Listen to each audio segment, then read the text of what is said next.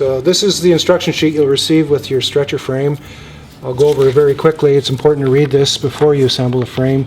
The first step is to assemble the braces together, so the two vertical and the one horizontal brace. Once they're together, and there's hardware that connects the braces together, then you can begin with the bars. So you'll start typically with the bottom bar. It slips on, followed by the right side bar, the third bar on top, and finish with the final bar on the left-hand side. Okay, let's get started. We're going to assemble a professional frame. It's 48 inches by 72, and some of the tools you'll need for assembling these stretchers are a utility knife for opening up the package, a mallet for tapping in the bars and braces together. It's really important to have a measuring tape and a staple gun.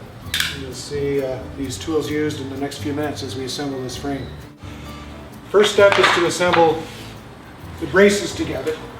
So we'll set aside the bars and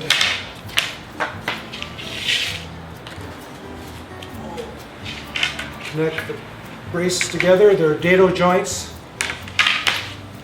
in the center of the braces that fit together. Slip the barrel nut in the back. And you should be able to see it through the hole.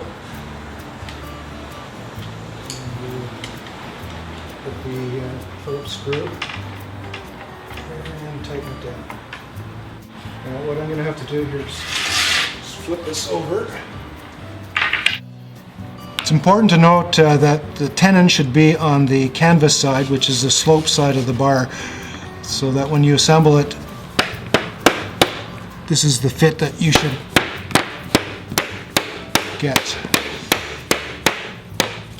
This maximizes the amount of setback from the canvas to the brace. Next step is to take a short, it's a 48-inch bar, again the one mortise that matches the tenon on the end of the brace. So this step is important. There's a friction fit in the corner. You want to get this started, and then just tap the corners together until the ends meet right at the corner. Don't worry about the gap being open. What you want to get is the corner fitting nice and tight.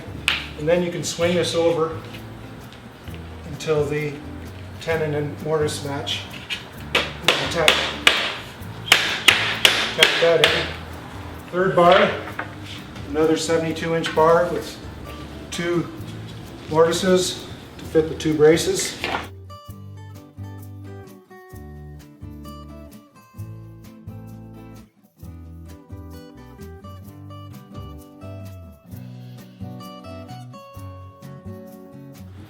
So the best way to check that the frame is square is to measure the diagonals. So I'll place the tape on one corner and measure to the opposite corner. So this one's 86 3/8, and that should be the same for this diagonal if it's square. And it's 86 3/8. So we have two dimensions, diagonals that are exactly the same. And that confirms that the frame is indeed square. Now, the next step would be to stretch the canvas. And there's some movement involved in stretching the canvas, moving the frame. So what we recommend you do is you lock the parts together by putting some temporary staples on the back. So I'll flip this over. Using the staple gun, I'll put staples in the, you can use one or two in this kind of a frame. The bigger the frame, the more staples you'd want to use. So